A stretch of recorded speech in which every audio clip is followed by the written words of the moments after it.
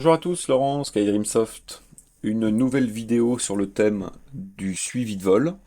Et aujourd'hui, on va parler de la barre inférieure de l'application avec les écritures que vous voyez en bas. Donc toute cette barre ici, hop, qui est là, avec la vitesse, l'altitude, etc. Comment ça marche, qu'est-ce qu'on peut faire là-dessus, etc., etc. On voit donc que par défaut qu'on a la vitesse, donc sol, GPS. Je vais reprendre le crayon. Donc, vitesse ici. Ensuite, l'altitude GPS ici. Particularité pour Android, elle est corrigée avec le géoïde, pardon. Donc ça, c'est une altitude GPS corrigée. Vous avez la route GPS ici, 145. Et en dessous, vous avez la route à prendre pour se rendre au point de navigation actuel. Donc en fait, ça donnerait... Donc on est bien au 145, mais par contre, pour aller vers le point de navigation en cours, qui est l'autoroute, ici, faut prendre au 145. Voilà. Et enfin, à droite, vous allez avoir, par défaut, donc le nom du point courant, la distance et le temps en fonction de la vitesse GPS actuelle. Donc ça, c'est le paramétrage par défaut. Deux possibilités pour paramétrer. Vous faites un appui long quelque part sur la barre n'importe où. Vous allez avoir une- un dialogue qui s'ouvre, une petite boîte qui s'ouvre. D'ailleurs, cette boîte, vous pouvez aussi la retrouver dans les options. Et tout en bas, dans les options, c'est paramètres de la barre inférieure, ici.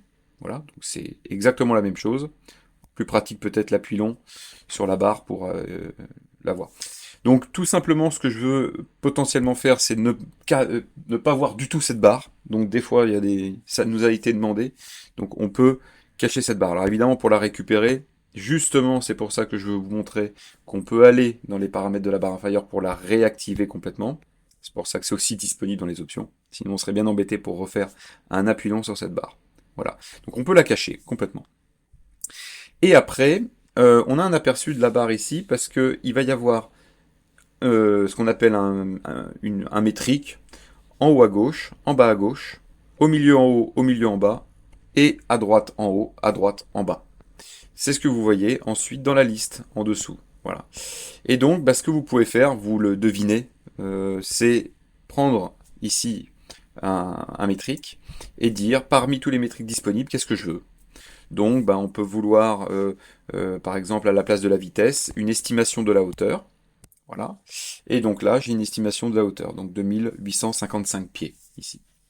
Voilà. Je vais réactiver mon suivi parce que j'étais sur le simulateur, histoire que ça bouge un peu à l'écran, et qu'on se rende compte que, en fonction, je vais me mettre un peu en descente, qu'en fonction évidemment, du déplacement de l'appareil, l'altitude va diminuer, etc. On pourrait éventuellement revenir sur la barre, enlever la hauteur et mettre par exemple la vitesse verticale qui doit être ici. Alors je suis quand même en forte descente là. Voilà, je suis pas loin des moins 900, moins 700 pieds. J'essaye en même temps de faire la vidéo avec le simu d'y aller un petit peu mollo sur la descente. Voilà. Donc on a une vitesse verticale ici. Et après, vous choisissez un peu ce que vous voulez. Voilà. Donc je vais remettre, par exemple, ma vitesse. Voilà. Donc vous choisissez. Je vais remettre un peu de gaz et me remettre d'aplomb. Vous choisissez le métrique que vous voulez avec la couleur que vous voulez. Donc j'ai pas montré la couleur, mais c'est comme dans tout le paramétrage de couleur. La vitesse, je voudrais éventuellement la mettre en rouge. Toc.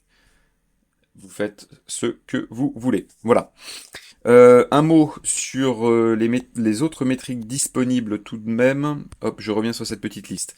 On a la possibilité donc de mettre rien, la latitude, la longitude, la vitesse, l'altitude, la vitesse verticale, la course magnétique GPS, la course magnétique nav. Ah oui, c'est la magnétique. J'ai dit tout à l'heure que c'était la route GPS, mais c'est la route GPS avec la déclinaison magnétique prise en compte. Donc une estimation de hauteur, le nom du point, la distance vers le point. Donc ça, c'est ce que vous voyez par défaut à droite, le nom du point courant, la distance et le temps vers ce point. Vous avez la possibilité de mettre le vent, la dérive et vent effectif.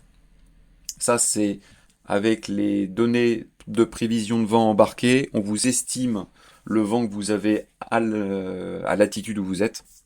Donc je pourrais mettre ça donc justement dans le premier métrique vent et dans le deuxième métrique altitude. On a dit vent, dérive et vent effectif.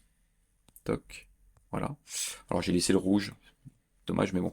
Donc ici, par rapport à la couche Wintem la plus proche en termes de hauteur et en termes de temps, j'ai un vent quand même de 29 nœuds qui vient du 190, donc j'ai quand même pas mal de vent de face.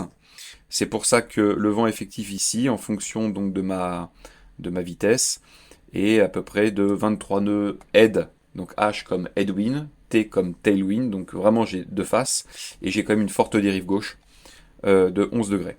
Voilà. Donc ça c'est une estimation donc du vent et de la dérive. Et puis si je reviens dans les métriques, de nouveau, tout en bas, on avait aussi l'heure estimée d'arrivée, c'est-à-dire que ça prend à destination, donc qui est sur la navigation de démonstration à Saint-Flour, ça m'estime une heure d'arrivée à midi 7 et 1h22 de vol. Voilà. Probablement que cette barre inférieure va évoluer en fonction de vos retours, peut-être récupérer un fonctionnement un petit peu comme la V1 qu'on n'a pas totalement repris, c'est-à-dire de pouvoir peut-être en glissant d'un côté et de l'autre récupérer 6 autres affichages possibles. On va voir pour laisser un petit peu plus de souplesse, mais bon, déjà vous pouvez faire déjà pas mal de choses. Voilà qui conclut cette vidéo donc sur le suivi de vol et en particulier la barre inférieure d'écriture de SDVFR Next. Je vous donne rendez-vous dans une nouvelle vidéo pour plus d'infos. Bon vol!